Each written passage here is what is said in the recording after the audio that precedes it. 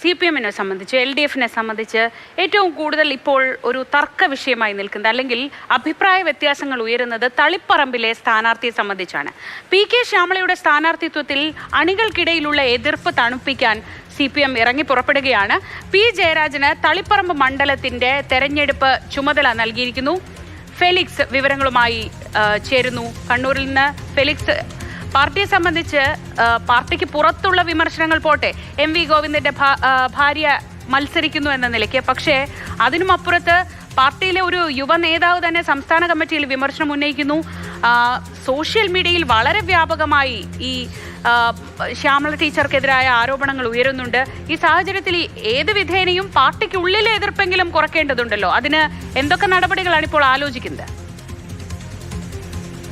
ശ്രീജ, തളിപ്പറമ്പ് മണ്ഡലത്തിൽ MV ഗോവിന്ദന്റെ ഭാര്യയും ജനാധിപത്യ മഹിളാ അസോസിയേഷൻ നേതാവുമായ PK ശ്യാമളയെ സ്ഥാനാർത്ഥിയായി നിർത്തുന്നതിൽ വലിയ എതിർപ്പ് അണികൾക്കിടയിലുണ്ട്. അത് ഒരു ഘട്ടത്തിൽ പരസ്യമായി സൈബറിടത്തിൽ അത് പ്രകടിപ്പിക്കുകയും ചെയ്തു. ഇപ്പോൾ CPM പ്രധാനമായും തീരുമാനിച്ചിരിക്കുന്നത് ഈ എതിർപ്പ് തണുപ്പിക്കുക എന്നതാണ്. അതിനാണ് P ജയരാജനെ തെരഞ്ഞെടുപ്പിന്റെ ചുമതല, സംഘടനാ ചുമതല ഇപ്പോൾ പാർട്ടി നൽകിയിട്ടുള്ളത്. P ജയരാജൻ എത്തുമ്പോൾ CPM പ്രതീക്ഷിക്കുന്നത് P ജയരാജനെ അനുകൂലിക്കുന്ന ഒരു വിഭാഗമാണ് സൈബറിടത്തിൽ അതിശക്തമായി PK ശ്യാമളയുടെ സ്ഥാനാർത്ഥിത്വത്തെ എതിർത്ത് രംഗത്ത് വന്നത്. ഒപ്പം തന്നെ P ജയരാജന് ഇഷ്ടപ്പെടുന്ന ധാരാളം പേർ ഈ തളിപ്പറമ്പ് നിയമസഭാ മണ്ഡലത്തിലെ മയ്യിലടക്കമുള്ള ഇടങ്ങളിലുണ്ട്.